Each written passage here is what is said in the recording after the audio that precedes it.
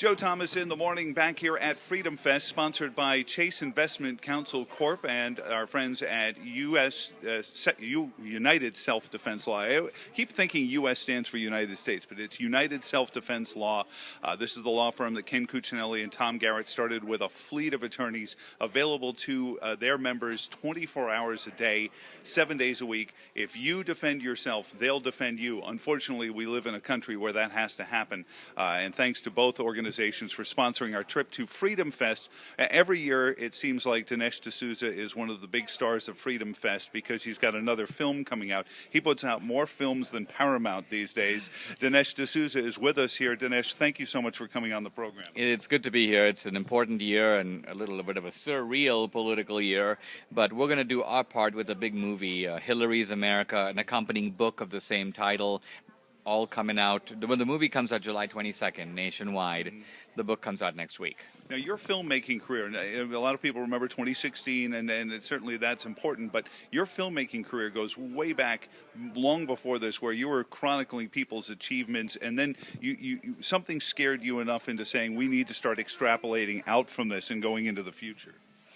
Well, are you talking about before I made 2016? Oh, yeah, absolutely. Well, I was a writer and a speaker, and I was in think tanks, the American Enterprise Institute, the Hoover Institution at Stanford.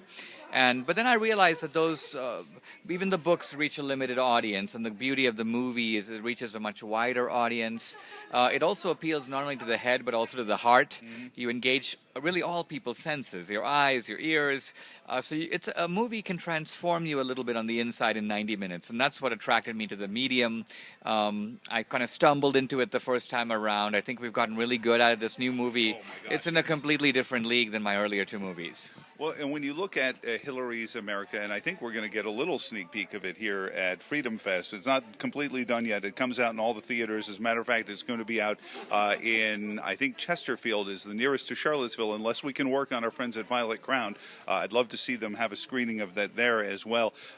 Is on the 22nd, right after the RNC convention. Yeah, we have the website is just Hillary'sAmericaTheMovie.com. We've got about 700 theaters booked now. We'll have about 1,500 by the end of next week. So theaters are being added all the time. And we have very good reception with Regal, Cinemark, AMC. So we're going to be widely distributed by next week.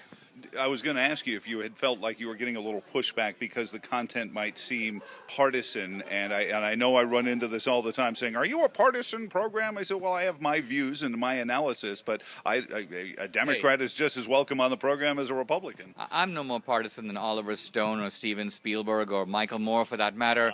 Michael Moore drops Fahrenheit 9/11 in the middle of the 2004 election. He has no trouble distributing that movie. I don't think we will either. Although this movie has, it's powered by a little bigger brain than Michael Moore's.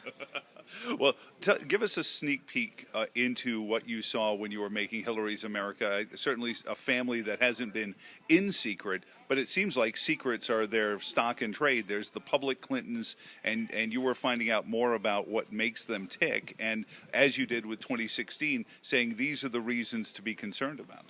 It's actually hard to make a movie on Hillary. It was easier to make a movie on Obama because nobody knew really the story on Obama. There was a kind of secret willing to be fleshed out. And I just jumped on a plane, I went to Hawaii, Indonesia, Kenya, and I was able to find out things about Obama that were not widely known. With Hillary, we know her. I mean, she's kind of a known character. The other thing about Hillary is basically she's a kind of repulsive character. You know, she's this hag has been with us for 30 years. What's new? Who wants to see her face again? So how do you make a movie about someone who's not that interesting, not that attractive, has been around way too long? And this is why we adopted a very kind of circuitous and ingenious way to make this movie. It's not just about Hillary. It's a secret history of progressivism and the Democratic Party, with Hillary as kind of the, you may almost say, malign culmination of a sordid tradition.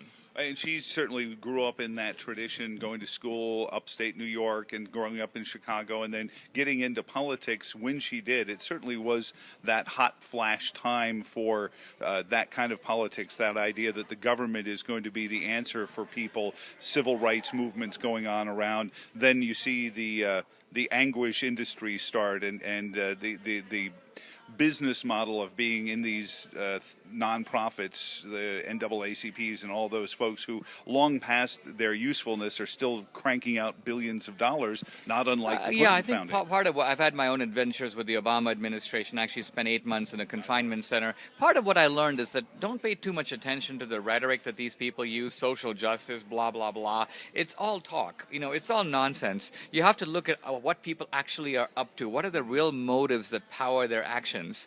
And so we spend a lot of time debating them. It's actually more important to watch them, chronicle them, look at their bank returns, look at their actions, who they're meeting with and what they're up to, look at the power and money that they're appropriating to themselves. So this is a movie that, when I was in the confinement center, I talked to these hoodlums, and they'd say, look, if we want to go into an old woman's apartment and steal all her furniture, we need a pitch. We need to convince her to lift the latch off her door. So social justice is a pitch. It's a scam. The actual operation that's going on is a heist. And so in this movie, we kind of blow the whistle on what Hillary and the Democrats are really up to. I think it's going to be very eye-opening for people, very eye-opening for minorities, blacks, Hispanics, who see our movie are discombobulated by it. Well, I want to circle back to that. Dinesh D'Souza, if you didn't know, is on with us on Joe Thomas in the Morning Radio and TV this morning from Freedomfest in Las Vegas. Dinesh, is Hillary the greatest example we've come across of what cronyism is? We look at the popularity of Donald Trump on one side, popularity of Bernie Sanders on the other side, both with similar messages. It's a rigged system. The system is designed to make a small cadre of people very wealthy. I'm just getting a signal that we're coming up on a break. I want to ask you that question. Is she perhaps the greatest avatar of the, quote, cronyist public official we've ever come across? When we come back, again, sponsored by Chase Investment Counsel Corp., Virginia's longest-running, oldest independent investment counsel. Find them online at chaseinv.com and, of course, USD Law. That's gundefenselaw.com on Seville 107.5 and 1260 WCHV.